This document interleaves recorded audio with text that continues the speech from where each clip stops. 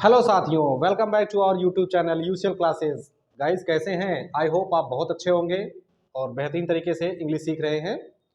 Okay guys, तो आज की क्लास में जो हम लोग सीखने वाले हैं देयर के बारे में। अगर आपको भी देयर में बहुत ज़्यादा समस्या है तो आप इस वीडियो को ध्यान से देखिए और सारे कॉन्सेप्ट आपके क्लियर हो जाएंगे।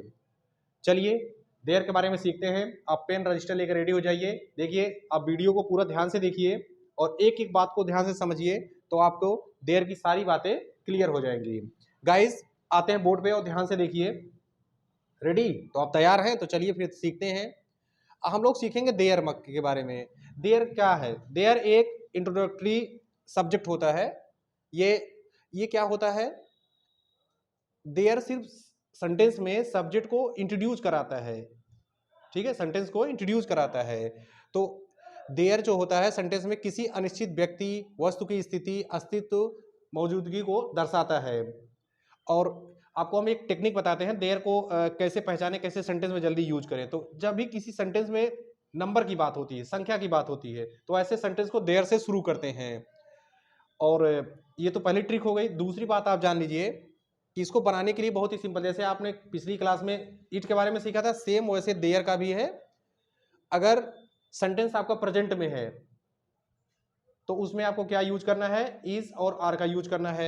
सिंगुलर के साथ देयर इज और प्लूरल के साथ देयर आर। ठीक वैसे पास्ट में आप चलिए तो सिंगुलर के साथ देयर वॉज और प्लूरल के साथ देयर वर। अगर फ्यूचर में भी आपको क्वेश्चन मिलते हैं तो आप वहां पर विल बी शैल बी का यूज कर देते हैं। वैसे देखा जाए तो देयर का अर्थ है वहां होता है। क्या होता है? वहां। तो देयर को वहां भी कहते हैं और जस्ट इसी का विपरीत यानी का अपोजिट यहाँ का हेयर होता है। सबसे बेहतरीन आप आइए एग्जाम्पल को देखिए और सारे कॉन्सेप्ट को क्लियर करिए।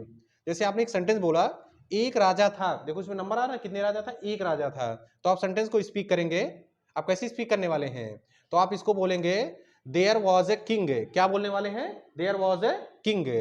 एक राजा था। आप ध्यान दिए होंगे कि इसमें था यानी कि पास्ट में आया है, तो आपने यहां से there was a king speak करके देखिए। पहले सेंटेंस को लिखिए फिर आप उस तरह से स्पीक करिए। There was a king. चलिए अगले क्वेश्चन को देखते हैं। दो राजा थे। क्या स्पीक करेंगे गाइस? दो राजा थे। दो राजा थे तो इसको आप स्पीक करेंगे देयर वर टू किंग्स। क्या बोलेंगे? There were two kings. Understand? There were two kings. और बोलना हुआ एक राजा था, देयर वॉज ए किंग। चलिए एक भिखारी है। ट्राई करिए आप जरा, बोलिए एक भिखारी है। तो सेंटेंस बोलिए एक भिखारी है। तो आप यहां तक बना लेंगे there is a beggar. There is a beggar ऐसे ट्राई करिए। चलो इसको हमने प्लूरल में बना दिया। दो भिखारी हैं। दो भिखारी हैं। ट्राई करके बताइए। दो भिखारी हैं। There are two beggars. क्या बोलेंगे? There are two beggars. Understand guys? समझ पा रहे हैं ना? ठीक है। पांच लड़के हैं। हमने अगला क्वेश्चन ले लिया है, पांच लड़के हैं। तो ट्राई करो आप। पांच लड़के हैं तो आप बोलेंगे देयर आर फाइव बॉयज। क्या बोलने वाले हैं? There are five boys. Okay guys, चलो अगले क्वेश्चन को देखो आप। एक सभा होगी। हमने अगला क्वेश्चन आपके लिए लिया है, एक सभा होगी। तो आप होगी वाला किस में आ जाता है? तो आपने तुरंत देखा कि होगी विल बी में आ जाता है। तो हम यहाँ ट्राई करेंगे there will be a meeting. There will be a meeting. सभा को इंग्लिश में क्या कहते हैं? मीटिंग कहते हैं। तो देयर विल बी मीटिंग ऐसे बोलना है आपको। ओके गाइस, आगे देखो। चुनाव होगा। There will be election. There will be an election. क्या बोलेंगे? There will be an election. आगे गाइस आप ध्यान से देखिए। बोर्ड पे अभी हमने आपको सिखाया था कि यहाँ को हेयर और वहां को देयर भी कहते हैं। इनका भी यूज कैसे किया जाता है बोर्ड पे ध्यान से देखिए। जैसे वहां पानी था। वहां पानी था बोलते हैं ना, वहां पानी था।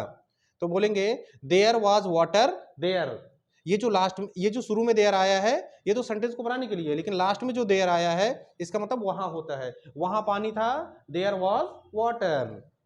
आगे देखिए, यहां एक हाथी है। यहां एक हाथी है। तो आप बोलेंगे there is an elephant here. यहां को क्या कहेंगे? Here. There is an elephant here. चलो अगला ट्राई करते हैं। वहां कुआं होगा। वहां कुआं होगा। ट्राई करिए। There will be a well there. There will be well there. ये वहां का अंग्रेजी लास्ट में लिखा गया है। यहां तालाब होगा। यहां तालाब होगा। स्पीक करिए। There will be a pond here. There will be a pond here. Try कर लीजिए। ठीक है, चलिए आगे सीखते हैं। थोड़ा से आपको हम सेंटेंस थोड़ा बड़े सिखाते हैं। तो आप बोर्ड पे ध्यान से देखिए इस तरफ। गाइस समझ पा रहे हैं ना? अब वीडियो को लाइक करिए, फिर आगे सीखिए। देखिए जो लोग लाइक नहीं किए वो लाइक कर दें। मेरे गांव में एक विद्यालय है, मेरे गांव में एक विद्यालय है, तो आप बोलेंगे there is a school in my village, there is a school in my village, मेरे गांव में एक विद्यालय है।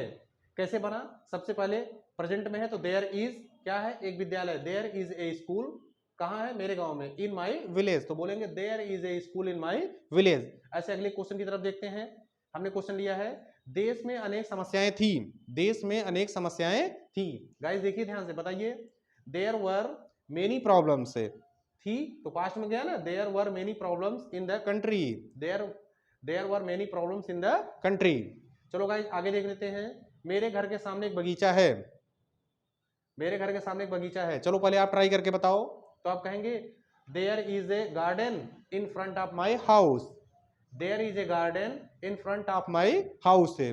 गाइस अगर आपको देयर का निगेटिव भी बोलना हुआ, जस्ट आपको बस जो आपके हेल्पिंग वर्ब थे is, are, was, were, will, इनके जस्ट बाद आपको नो या नॉट का यूज कर देना है, तो ये निगेटिव में हो जाते हैं।